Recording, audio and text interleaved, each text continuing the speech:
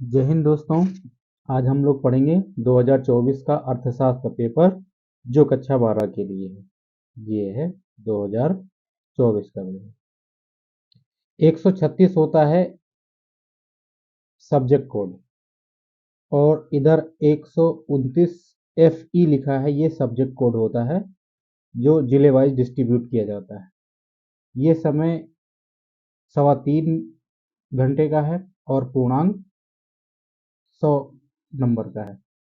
अब देखते हैं बहुविकल्पीय प्रश्न। बहुविकल्पीय प्रश्न पहला क्या है? निम्नलिखित दो कथनों के संदर्भ में सही विकल्प चुनिए। देश में कीमतें बढ़ने पर निजी विद्यालयों में फीस बढ़ती है। कथन 2 है विद्यालयों में फीस बढ़ना अन्यायपूर्ण है। देखो, ये जो क्वेश्चन है ये पॉजिटिव इकोनॉमिक्स और नॉर्मेटिव इकोनॉमिक्स से पूछा गया है, यानी धनात्मक अर्थशास्त्र और आदर्शात्मक अर्थशास्त्र। यदि ये दोनों आप जानते हैं तो आप बता पाएंगे इसका आंसर, क्योंकि धनात्मक अर्थशास्त्र का मतलब होता है क्या है का अध्ययन करने से, व्हाट इज, और आदर्शात्मक अर्थशास्त्र का मतलब होता है क्या होना चाहिए। अब इस तरीके से हम देखें तो कथन एक कहता है देश में कीमतें बढ़ने पर निजी विद्यालयों में फीस बढ़ती है। कीमत एक देश में बढ़ेगा तो सभी प्राइवेट संस्थाएं कीमत बढ़ा देंगी अपनी, ठीक है। ये क्या है के बारे में बताता है। तो आपका कथन पहला क्या है के बारे में बताता है। कथन दूसरा विद्यालय में फीस बढ़ना अन्यायपूर्ण है, मतलब ये जो दूसरा कथन है ये सही या गलत के बारे में बताता है, यानी विद्यालय में फीस बढ़ना अन्यायपूर्ण है, यानी ये नहीं होना चाहिए। तो ये आदर्शात्मक अर्थशास्त्र का उदाहरण बता रहा है। कथन एक धनात्मक अर्थशास्त्र और कथन दो आदर्शात्मक अर्थशास्त्र के बारे में बताता है। तो ये दोनों जहां मिले, देखो पहला तो सही नहीं होगा, दोनों धनात्मक अर्थशास्त्र दोनों आदर्शात्मक, जो पहला और दूसरा यानी आ और बा सही नहीं होगा। आपका सही क्या होगा? सा सही हो जाएगा। कैसे? क्योंकि कथन एक धनात्मक अर्थशास्त्र और कथन दो आदर्शात्मक अर्थशास्त्र की बात करता है। अब देखिए क्वेश्चन दूसरा, उपयोगिता की उस मात्रा को सीमांत उपयोगिता कहते हैं जो उपभोग की प्राप्त होती है। उपभोग की एक अतिरिक्त इकाई प्राप्त होती है, ठीक है। एक अतिरिक्त इकाई से जो प्राप्त होती है उसे हम सीमांत उपयोगिता कहते हैं। अब डिटेल में यही होता है, एक अतिरिक्त इकाई से प्राप्त, एक अतिरिक्त इकाई की वृद्धि होने से कुल उपयोगिता में जो वृद्धि होती है उसे हम सीमांत उपयोगिता कहते हैं। ये इसके बाद नेक्स्ट क्वेश्चन देखते हैं तीसरा, उत्पादन के संदर्भ में अल्पकाल वह परिस्थिति है जिसमें, ठीक है, अल्पकाल यानी उत्पादन चैप्टर में आपने पढ़ा होगा, अल्पकाल में कम से कम एक साधन परिवर्तनशील होता है या एक साधन स्थिर होता है, यानी कुछ साधन स्थिर और कुछ साधन परिवर्तनशील होते हैं, इसके बारे में पूछ रहा है। तो देखो आ क्या है, उत्पादन के सभी साधन बदला जा सकता है? नहीं, उत्पादन के सभी साधन नहीं बदले जा सकते। उत्पादन के सभी साधनों को बदला नहीं जा सकता। उत्पादन के सभी साधनों को बदला जा सकता है? नहीं, ये दीर्घकाल में होता है। उत्पादन के सभी साधनों को बदला नहीं जा सकता, इसलिए आपका क्या होगा? उत्तर होगा बी, क्योंकि कुछ साधन स्थिर और कुछ परिवर्तनशील होते हैं। नेक्स्ट क्वेश्चन देखो, सामान्यतः किसी फर्म का अल्पकालीन पूर्ति वक्र होता है। सामान्यतः किसी फर्म का अल्पकालीन पूर्ति वक्र होता है। तो अल्पकालीन पूर्ति वक्र, देखो छात्र, अल्पकालीन पूर्ति वक्र जब मार्केट में आपने पढ़ा होगा तो ये इस तरीके से ग्राफ बनता है पूर्ति का वक्र, इस तरीके से धनात्मक होता है पूर्ति वक्र।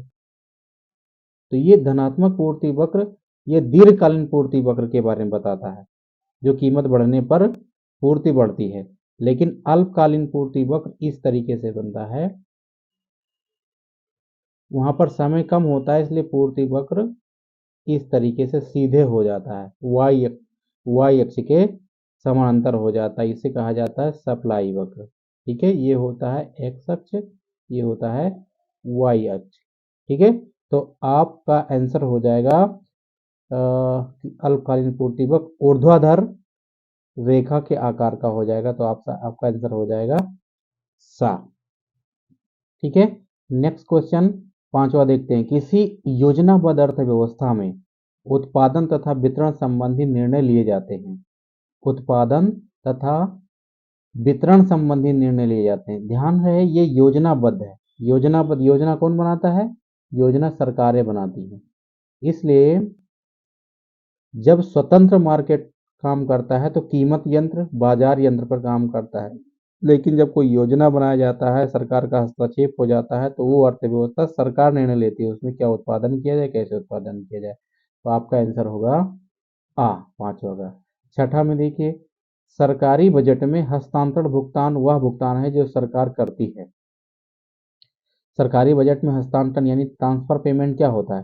कर्मचारियों के हस्तांतरण पर, बी किसी वस्तु या सेवा के क्रय पर, बिना किसी वस्तु या सेवा के प्राप्त किए। आपका आंसर सी होगा, क्योंकि जो हस्तांतरण भुगतान होता है ये बिना काम के दिया जाता है। जैसे स्कॉलरशिप, वजीफा दिया जाता है, बिना काम के दिया जाता है। और बहुत प्रकार के पेंशन होते हैं, बुजुर्ग पेंशन, विधवा पेंशन इत्यादि, ये सब बिना काम के दिए जाते हैं, इसी को ट्रांसफर पेमेंट कहा जाता है। तो आपका ना ए होगा, ना बी होगा, ना डी होगा, आपका आंसर होगा सी यानी सा। नेक्स्ट क्वेश्चन देखते हैं सातवां। भारत सरकार ने करेंसी नोट के विमुद्रीकरण यानी नोटबंदी की सिफारिश कौन करता है? भारत सरकार से करेंसी नोट के विमुद्रीकरण की सिफारिश कौन करता है? विश्व बैंक? विश्व बैंक नहीं करेगा। अंतर्राष्ट्रीय मुद्रा कोष भी नहीं करेगा। स्टेट बैंक भी नहीं करेगा। कौन करेगा? भारतीय रिजर्व बैंक, ऑप्शन डी। ठीक है, भारत का केंद्रीय बैंक है आरबीआई। तो यही सरकार को सलाह देती है कि मुद्रा का व्यवहार कैसे करना चाहिए, क्योंकि ये मुद्रा बाजार का क्या है? प्रमुख संस्था है, अपेक्स बॉडी है। फिर नेक्स्ट क्वेश्चन देखते हैं। किसी अर्थव्यवस्था का पूर्ण रोजगार आय स्तर राष्ट्रीय आय का वह स्तर जहां पर, ठीक है, फिर से क्वेश्चन पढ़ते हैं। किसी अर्थव्यवस्था का पूर्ण रोजगार आय स्तर राष्ट्रीय आय का वह स्तर है जहां पर उत्पादन के सभी साधनों को पूर्ण रोजगार प्राप्त हो जाता है। और उत्पादन के सभी साधनों को पूर्ण रोजगार प्राप्त हो जाता है। सही आंसर आपका होगा बी। ठीक है, उत्पादन के सभी साधनों को पूर्ण रोजगार प्राप्त। पहला देखो, सभी साधनों को पूर्ण रोजगार प्राप्त होता है, सभी श्रमिकों को, ये नहीं होगा, ये सही आंसर लगभग नहीं है। सी देखो, अर्थव्यवस्था की सालाना आय 5 ट्रिलियन, ये निश्चित नहीं होता। तो सही आंसर है बी, उत्पादन के जो सभी साधन है पूर्ण रोजगार में प्राप्त हो जाते हैं। क्वेश्चन नंबर 9 देखो, उपभोग की औसत प्रवृत्ति APC, average propensity to consume, क्या है? Average propensity to consume, consumption बटे इनकम की बात होती है, तो आपका आंसर होगा ए। ये हम क्लास में अच्छे से पढ़ाते हैं, अब पूरी चर्चा तो यहाँ फिर बोरिंग हो जाएगा ये क्लास। तो आप ये समझ लीजिए उपभोग प्रवृत्ति क्या होता है? उपभोग बटे कुल आय। नेक्स्ट क्वेश्चन देखिए, निम्नलिखित में से कौन सा प्रत्यक्ष कर का उदाहरण है? निम्नलिखित में से कौन सा प्रत्यक्ष कर का उदाहरण है? तो कस्टम ड्यूटी, टोल टैक्स, निगम कर और वस्तु और सेवा यानी जीएसटी। कस्टम ड्यूटी, वस्तु सेवा कर, टोल टैक्स ये इनडायरेक्ट टैक्स है, जबकि निगम कर यानी कारपोरेट टैक्स क्या होता है? प्रत्यक्ष कर होता है। नेक्स्ट क्वेश्चन 11, व्यष्टि अर्थशास्त्र का अर्थ स्पष्ट कीजिए। हम सभी को पता है, कितना अच्छा से पढ़ते हैं इसको। व्यष्टि अर्थशास्त्र क्या है? वह अर्थशास्त्र जिसमें व्यक्तिगत इकाइयों का, एक फर्म का, एक उद्योग का, एक उपयोगिता के बारे में, एक उपभोक्ता के बारे में, एक व्यापारियों के बारे में, एक वस्तु की कीमत के बारे में पढ़ा जाए, यानी इकाई का अध्ययन किया जाता है, वो व्यष्टि अर्थशास्त्र होता है। बस इतना ही तो बताना है। ठीक है, इतना आप लिख देंगे तो आपको 3 का 3 नंबर मिल जाएगा। और क्वेश्चन नंबर 12 देखिए, अनधिमान वक्र मानचित्र का चित्रण कीजिए। अनधिमान वक्र मानचित्र का चित्रण कीजिए। तो अनधिमान वक्र हम सभी को पता है, दो वस्तुओं के ऐसे विभिन्न संयोग जो समान संतुष्टि दर्शाए। इधर होता है y वस्तु और इधर होता है x वस्तु, और इन दोनों के कॉम्बिनेशन में एक बनता है अनधिमान वक्र जो समान संतुष्टि स्पष्ट करता हो, इसे कहा जाता है इंडिफरेंस कर्व। अब इसको चित्र के सहायता से बता दीजिए, एक्स अक्ष पर वाई अक्ष पर बता दीजिए, डिटेल में चर्चा कर दीजिए, ये सब क्लास में अच्छे से पढ़ा जाता है। ठीक है, चित्र बन के तैयार हो गया, 3 नंबर मिल गया आपको। अब क्वेश्चन नंबर 13, सामान्य वस्तुओं एवं निम्न स्तरीय वस्तुओं में भेद कीजिए। सामान्य वस्तुओं और निम्न स्तरीय वस्तुओं में भेद कीजिए। जो सामान्य वस्तु है इसका संबंध होता है वस्तु की कीमत से। सामान्य वस्तुएं हैं, इसका संबंध किससे होता है? वस्तु की कीमत से। और निम्न वस्तुएं हैं, उसका संबंध होता है इनकम से। जब कीमत बढ़ती है घटती है तो कीमत बढ़ने पर सामान्य वस्तु की मांग कम हो जाती है और कीमत घटने पर सामान्य वस्तु की मांग बढ़ जाती है। दूसरा, निम्न स्तरीय वस्तुओं में आय बढ़ने पर इसकी मांग कम हो जाती है और आय घटने पर इसकी मांग बढ़ जाती है। फिर नेक्स्ट अंतर देख लो, सामान्य वस्तुओं में मांग का नियम लागू होता है, निम्न स्तरीय वस्तुओं में मांग का नियम लागू नहीं होता है। सामान्य वस्तु का उदाहरण जैसे डेली हम यूज करते हैं, दाल चावल रोटी कपड़ा मकान। और निम्न स्तरीय वस्तु जैसे घटिया वस्तु हो जाए, गेहूं की तुलना में बाजरा मक्का की बात करें, इस तरीके से आप कई सारे भेद बता दोगे, कई सारे अंतर बता दोगे। ठीक है, तो यहाँ पर भी 3 नंबर मिल जाएंगे आपको। फिर ह्रासमान सीमांत, ह्रासमान सीमांत के बारे में बात की जा रही है। ह्रासमान सीमांत उत्पादकता का नियम। डिमिनिशिंग मार्जिनल प्रोडक्टिविटी क्या है? डिमिनिशिंग मार्जिनल प्रोडक्टिविटी का मतलब है अल्पकालीन उत्पादन फलन के बारे में है। यहाँ पर कुछ साधन परिवर्तनशील होता है, कुछ स्थिर होता है, तो बाकी सब साधन स्थिर मानकर श्रम परिवर्तनशील करते जाते हैं, तो हमें सीमांत उत्पादकता ह्रास नियम लागू हो जाता है। ठीक है, इसके बारे में जब आप पढ़ेंगे तो इसका ग्राफ कुछ इस तरीके से बनता है। देखो पेन अभी इसमें थोड़ा सा चलाने में दिक्कत हो रही, ऐसे वक्र बनता है आपका उत्पादकता ह्रास नियम, ऐसे बनता है, ऐसे फिर ऐसे गिर जाता है। तो यहाँ पर ये वक्र, ये यहाँ से यहाँ तक ये हो जाता है कुल उपयोगिता वक्र, और ये हो जाता है आपका औसत वक्र, और यहीं से निकलता है, यहीं से ये हो जाता है एमसी वक्र, MC marginal cost, marginal MC या एमपी, एमपी कर लो, मार्जिनल प्रोडक्ट का वक्र। ठीक है, फिर से बनाने की कोशिश करते हैं थोड़ा सा सही, इसमें पेन अभी थोड़ा नहीं चल पा रहा है।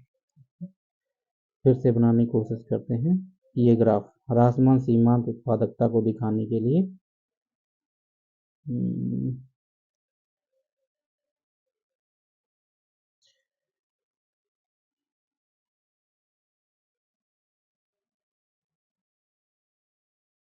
कुछ इस तरीके से बनता है,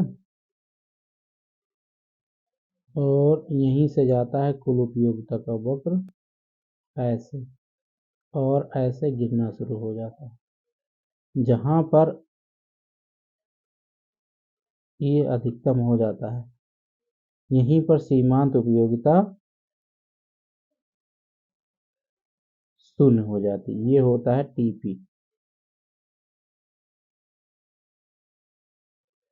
टीपी, और ये होता है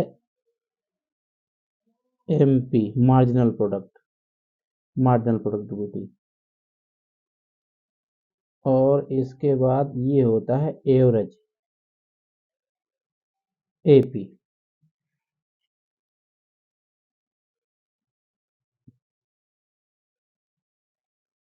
ये डिसाइड हो जाता है उत्पादन की प्रथम अवस्था, द्वितीय अवस्था, और ये हो जाता है तृतीय अवस्था।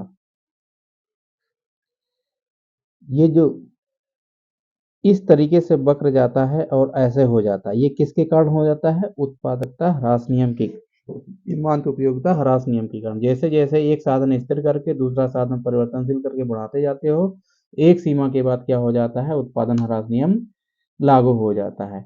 नेक्स्ट क्वेश्चन देखिए, बाजार अर्थव्यवस्था की मुख्य विशेषता क्या है? बाजार अर्थव्यवस्था यानी मार्केट आधारित जो अर्थव्यवस्था होती है वो मांग और पूर्ति के आधार पर चलती है। उसमें वस्तुओं की मांग और वस्तुओं की पूर्ति के माध्यम से किसी वस्तु की कीमत तय होती है। ठीक है, इसमें किसी सरकार का हस्तक्षेप नहीं होता है। नेक्स्ट क्वेश्चन देखिए, साधन लागत पर सकल घरेलू उत्पाद के बारे में आप क्या समझते हैं? साधन लागत यानी gross domestic product at factor cost. क्या बताया गया है इसमें? Gross domestic product, gross domestic product at factor cost, eight factor cost के बारे में बताया गया है। अब इसकी चर्चा भाई यहाँ पे करना तो बहुत कम है, लेकिन फिर थोड़ा हम बता देते हैं। घरेलू क्षेत्र में जब साधन लागत जिसमें न बाजार की कीमत और ना ही उसमें टैक्स शामिल हो तो उसे साधन कीमत कहा जाता है। और डोमेस्टिक यानी घरेलू क्षेत्र के बारे में हो जाता है, जब यहाँ यन लग जाता है तो नेशनल प्रोडक्ट हो जाता है। इस तरीके से आपको यहाँ डिफिनेशन बताना है। नेक्स्ट क्वेश्चन, मितव्ययता के विरोधाभास का क्या अर्थ है? मितव्ययता यानी जब आप अल्पकालीन उत्पादन फलन और दीर्घकालीन उत्पादन फलन पढ़ेंगे तो दीर्घकालीन उत्पादन फलन में क्या होता है, इकोनॉमीज पाई जाती हैं, बचतें पाई जाती हैं, फर्म की बचतें। ठीक है, उसके बारे में बताया गया है कि जब आप बड़े स्तर का उत्पादन करेंगे तो उसमें इकोनॉमीज पाई जाएंगी इस तरीके से। ठीक है, इकने मतलब विरोधाभास क्या है, जब आप ज़्यादा उत्पादन करोगे तो बचत होगा, लेकिन उससे नुकसान भी होगा, पर्यावरण में वृद्धि, पर्यावरण के नुकसान हो जाएंगे, कोलाहल हो जाएगा। इस तरीके से इन दोनों में बचत के साथ साथ नुकसान भी हो जाता है। आप बचत करेंगे तो समाज को नुकसान हो जाता है। ठीक है, कार्बन डाइऑक्साइड ज़्यादा निकलेगा। इस तरीके से आपको जवाब देने हैं। क्वेश्चन नंबर 18, विदेशी मुद्रा बाजार में मुद्रा के अवमूल्यन और अधिमूल्यन का अर्थ क्या है? मुद्रा बाजार में अवमूल्यन और अधिमूल्यन का मतलब ये है कि जो देश का केंद्रीय बैंक होता है वो केंद्रीय बैंक विदेशी मुद्रा मार्केट में यानी देश से बाहर जो मुद्रा का लेन देन होता है उसमें हस्तक्षेप करती है। हस्तक्षेप करके उसकी डिमांड यदि ज़्यादा है तो सप्लाई बढ़ा देती है और कम है तो उसे कम कर देती है। इस तरीके से मुद्रा की मांग और मुद्रा की पूर्ति के आधार पर जो किसी देश की मुद्रा का कीमत तय होता है वो बाजार के आधार पर तय होता है। लेकिन जब सरकार उसमें हस्तक्षेप कर देती है, एक तो जानबूझ के हस्तक्षेप करती है, तो उसे अवमूल्यन या अधिमूल्यन कहा जाता है। अवमूल्यन का मतलब है मुद्रा का मूल्य कम होना, अधिमूल्यन का मतलब मुद्रा का मूल्य ज़्यादा होना। ठीक है, इस तरीके से यहाँ आपको फिर देखो तटस्थता वक्र के बारे में। नेक्स्ट क्वेश्चन क्या है? तटस्थता वक्र, अनधिमान वक्र। पहले ही आपको बताया गया है, अनधिमान वक्र कुछ इस तरीके से बनता है। जैसे अभी शुरू में पहला क्वेश्चन आया था, उदासीनता वक्र। दो वस्तुओं के बीच जो होता है ये होता है एक्स अक्ष, ये होता है वाई अक्ष, यहाँ होता है जीरो। तो ये दो वस्तुओं के भिन्न संयोग जिसके समान उपयोगिता प्राप्त होती हो उसे अनधिमान वक्र कहते हैं। और अनधिमान वक्र का प्रयोग करके उपभोक्ता के संतुलन। और दूसरा बनता है बजट का। क्या बनता है? बजट। तो बजट लाइन ऐसे बन जाता है, ऐसे। ये बजट लाइन और ये अनधिमान वक्र, यहाँ पर जो इसका ढाल है और जो इसका ढाल है दोनों का ढाल आपको मिलाना होता है तो उपभोक्ता का संतुलन यहाँ पर पाया जाता है। पी एक्स बटे पी वाई, ये इसका ढाल होता है और इसका ढाल होता है, अनधिमान वक्र का ढाल होता है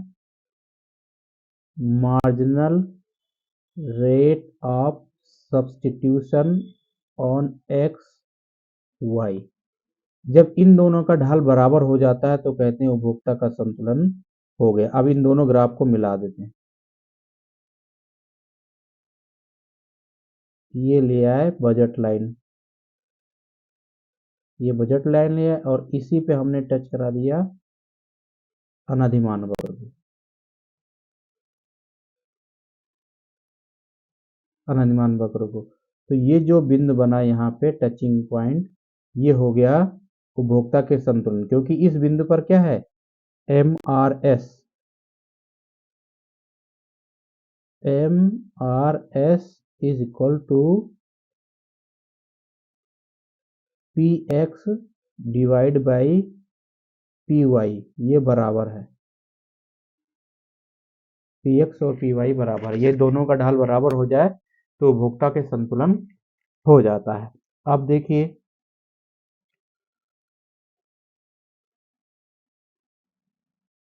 नेक्स्ट क्वेश्चन देखते हैं हम लोग।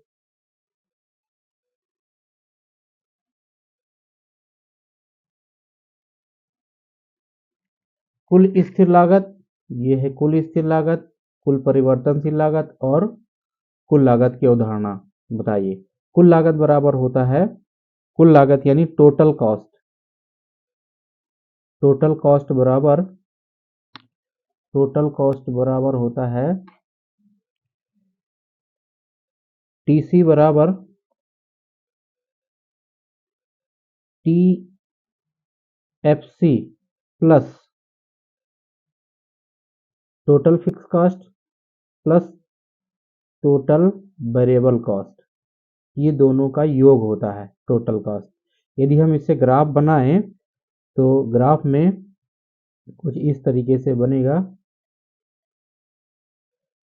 ये बनता है फिक्स कॉस्ट का, टोटल फिक्स कॉस्ट, ये ग्राफ बन जाता है, और ये बन जाता है टोटल वेरिएबल कॉस्ट यानी परिवर्तनशील लागत। और इन दोनों को जोड़ दें, इन दोनों को जोड़ दें तो हमें कुल लागत प्राप्त हो जाता है। ये हो जाता है fix cost, total fix cost, total fix cost, और यहाँ से हो जाता है total variable cost, total variable cost. इन दोनों को जोड़ के यहाँ से दिखा देते हैं आप टोटल कॉस्ट, टोटल कॉस्ट। तो इस तरीके से आप जब ग्राफ बनाएंगे और ये लिख देंगे तो आपका ये क्वेश्चन तैयार हो जाएगा।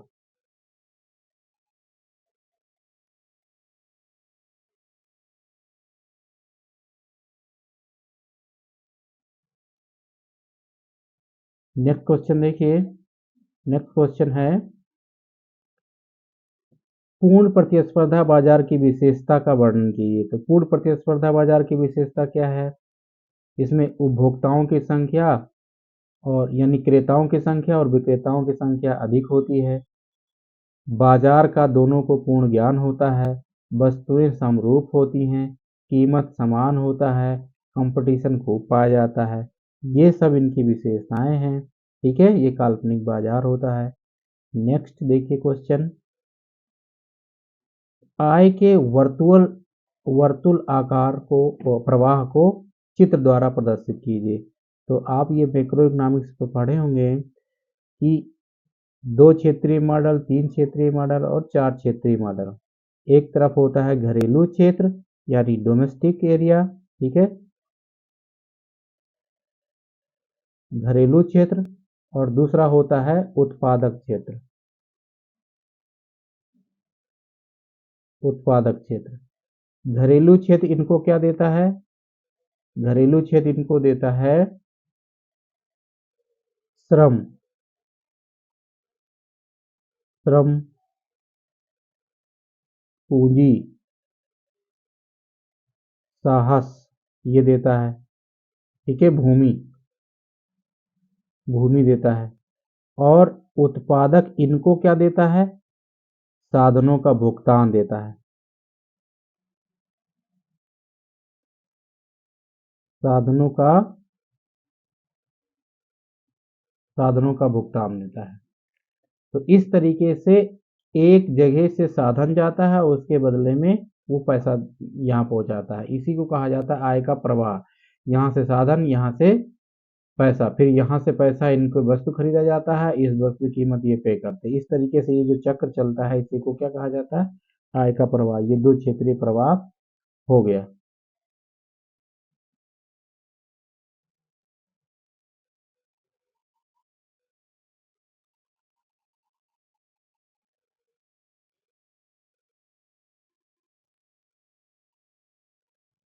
चलो काम कर रहा है पेन थोड़ा।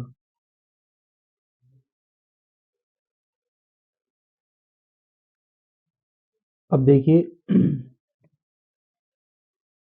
23 क्वेश्चन, राजस्व घाटा, राजकोषीय घाटा और प्राथमिक घाटा की अवधारणा को समझाइए। राजस्व घाटा क्या होता है, राजकोषीय घाटा क्या होता है और प्राथमिक घाटा क्या होता है। राजस्व व्यय माइनस राजस्व आय जब घटाओगे तो आपको राजस्व घाटा पता चल जाएगा। राजकोषीय घाटा बजट का सबसे बड़ा घाटा होता है। प्राथमिक घाटा क्या है, राजस्व घाटा में से यदि ब्याज अदायगी को घटा दिया जाए तो हमको प्राथमिक घाटा पता चल जाता है। बाकी आप हमारे चैनल में आप जाएंगे तो खूब अच्छे से आपको समझा के बताया गया है। भुगतान संतुलन से आप क्या क्या आशय है, इससे संबंधित चालू खाता और पूंजी खाता की मुख्य मदे लिखें। तो भुगतान संतुलन में दो अकाउंट होता है, कैपिटल अकाउंट और पूंजी खाता और आय खाता। ठीक है, इन दोनों खाताओं के बारे में जब डिटेल में पढ़ते हैं तो भुगतान संतुलन अच्छा हो जाता है।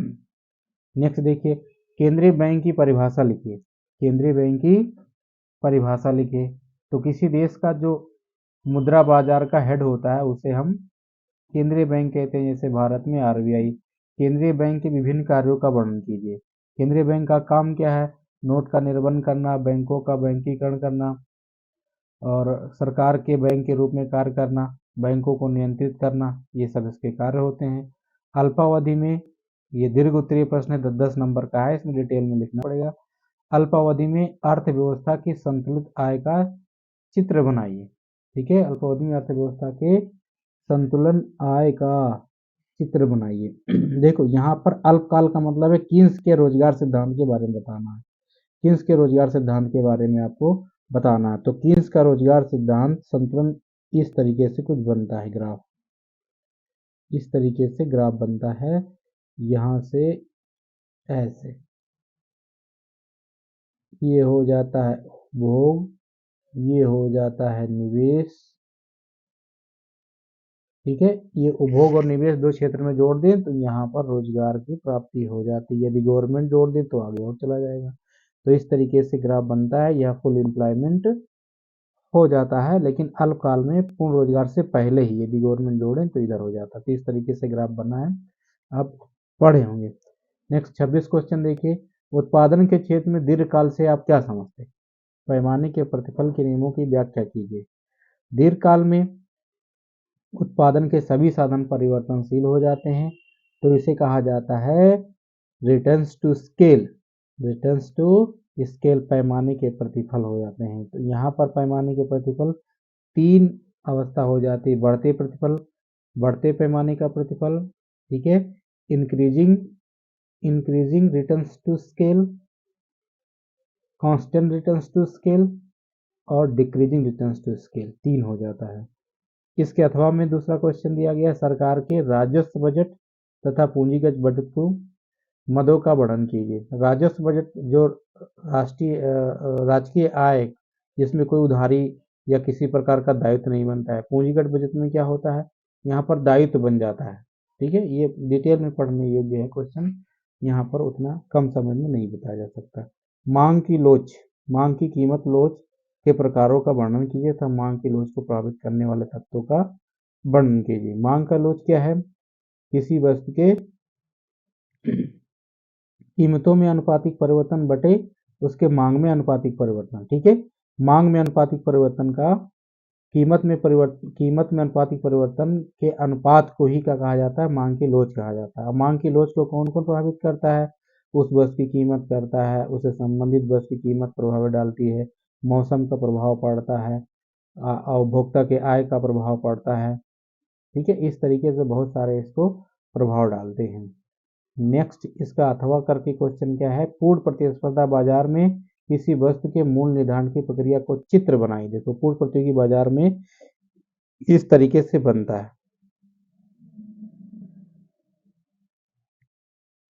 पूर्ण प्रतियोगी बाजार में मांग वक्र ऐसे बन जाता है और संतुलन के लिए आपको औसत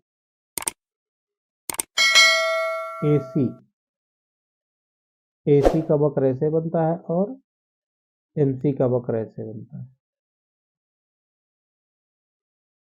एमसी